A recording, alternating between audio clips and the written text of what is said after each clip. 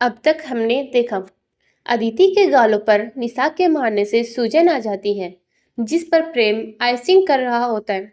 जब अदिति को इसका एहसास होता है तो वह उठती है और प्रेम का धन्यवाद करती है, जिस पर प्रेम उसे किसी गलतफहमी में ना रहने की सलाह देता है और आइस पैक उसे देकर चला जाता है।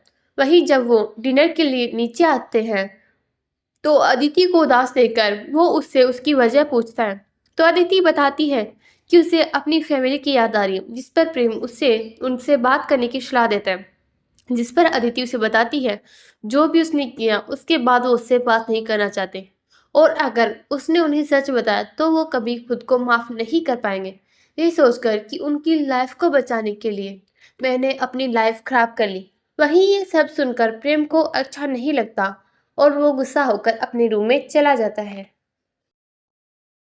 अब आगे अदिति डाइनिंग टेबल से उठकर रूम की तरफ जाने लगती है, लेकिन रूम तक रास्ते भर में उसे डर लग रहा था। उसे समझ नहीं आ रहा था कि आखिर किस बात पर प्रेम उतना गुस्सा है, जबकि उसने तो कुछ ऐसा कहा भी नहीं जो बुरा लगे। यह सब सोचते हुए उसे प्रेम के गुस्से से भरा चेहरा याद आ रहा था, जिस वजह से उसके पैर लड़खड़ा रहे थे। लेकिन वो हिम्मत करके रूम में पहुंचती है।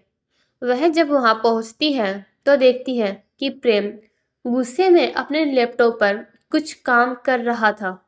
वह उसकी काम करते वक्त स्पीड काफी ज्यादा थी, जिससे बार बार बटन की आवाज सुनकर अदिति को और डर लग रहा था। लेकिन उसने हिम्मत करके प्रेम के पास जाती है और उससे बात करने की कोशिश करती है। अदिति, वो मुझे आपसे कुछ बात करनी थी। प्रेम बिना अदिति की तरफ देखे, कहो क्या कहना है अब तुम्हें। अदिति, प्रेम क्या तुम मुझसे गुस्सा हो?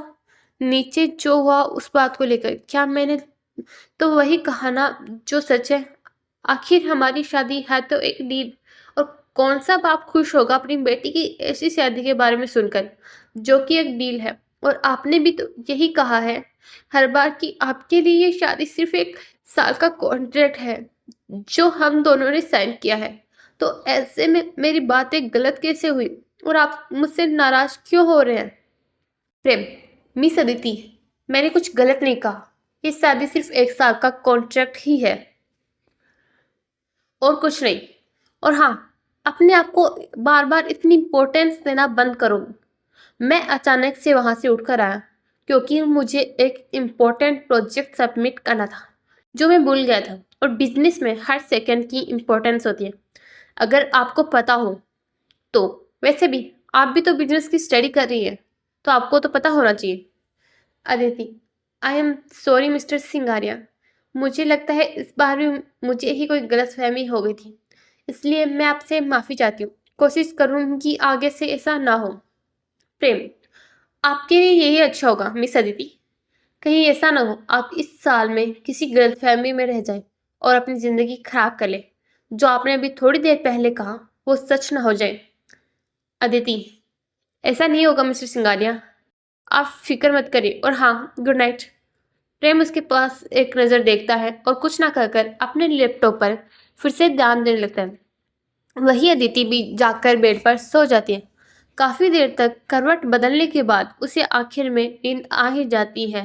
वही प्रेम भी अपना काम कंप्लीट करने के बाद बेड के बगल में जाकर लेट जाता है। अगली सुबह प्रेम उठकर तैयार होने चला जाता है, लेकिन अदिति अभी भी गहरी नींद में थी। जब प्रेम नहाकर बाहर निकलता है तो वो देखता है कि अदिति ने अपने एक पिलो को हक करके आराम से सो रही थी। उसके चेहरे पर बहुत शांत भाव थे। खिड़की से आ रही हल्की रोशनी से अदिति का चेहरा चमक रहा था। जब प्रेम की नज़र अदिति के चेहरे पर गई तो उसके चेहरे पर एक हल्की सी स्माइल आ जाती है।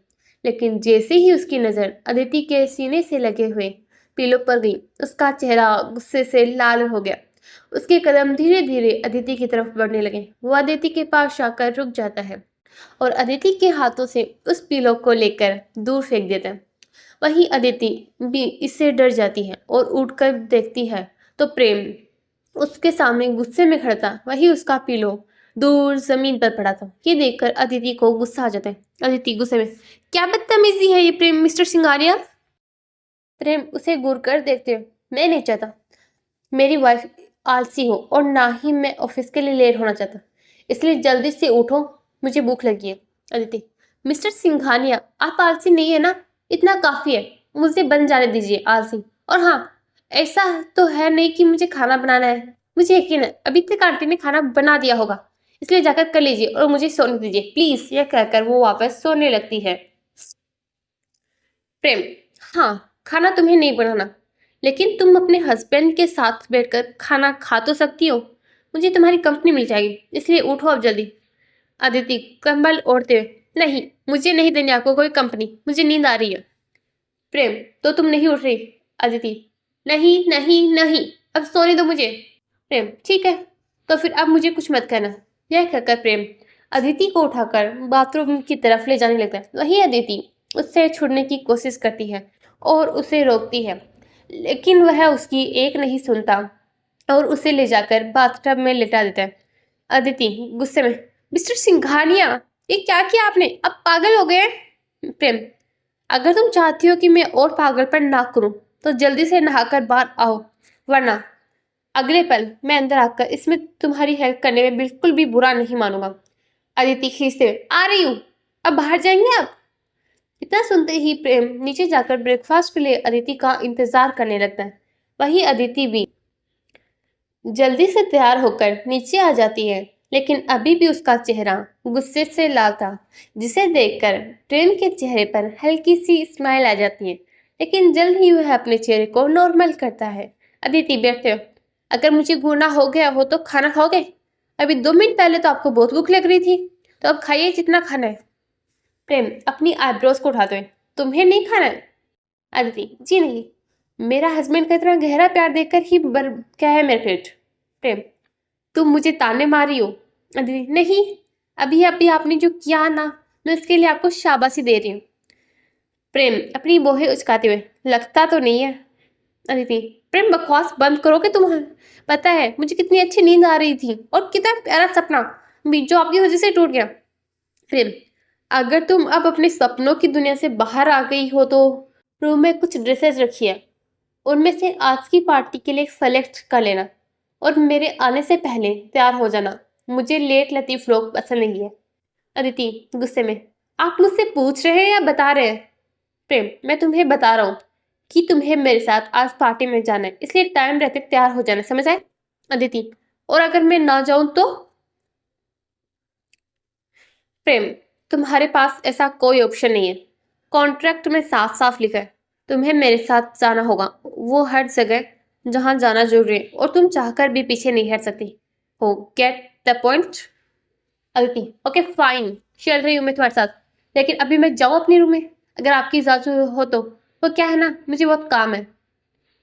प्रेम, और ऐसा क्या काम है तुम्हें। अदिति खींचकर, मुझे अपनी स्टडी करनी है जो पिछले कुछ टाइम से आपकी वजह से डिस्टर्ब हो गई है। प्रेम, ठीक है, तुम जा सकती हो, पर हाँ मेरे आने से पहले तैयार हो जाना, वरना सुबह वाला ट्रीटमेंट दोबारा भी हो सकता है या शायद उससे भी बेहतर, इसलिए लेट मत करना। अदिति गुस्से में, समझ गई, अब समझ गई, अब क्या मैं जा सकती हूँ मेरे प्यारे पतिदेव। यह कहकर अदिति वहां से गुस्से से उठकर रूम की तरफ चली जाती है। वही अदिति की बात सुनकर और उसका गुस्सा देखकर प्रेम के चेहरे पर एक बार फिर स्माइल आ जाती है, लेकिन वह जल्द ही खुद को नॉर्मल करता है और ऑफिस के लिए निकल जाता है। हाय डियर रीडर्स, आपको कैसी लगी हमारी कहानी जरूर बताएगा, और आपको क्या लगता है क्या होने वाला है आगे पार्टी में, क्या होगा, जानने के लिए बने रहे मेरे साथ इस कहानी में। तो चलिए जल्द मिलते हैं अगले पार्ट में, तब तक के लिए बाय बाय, फिर मिलेंगे।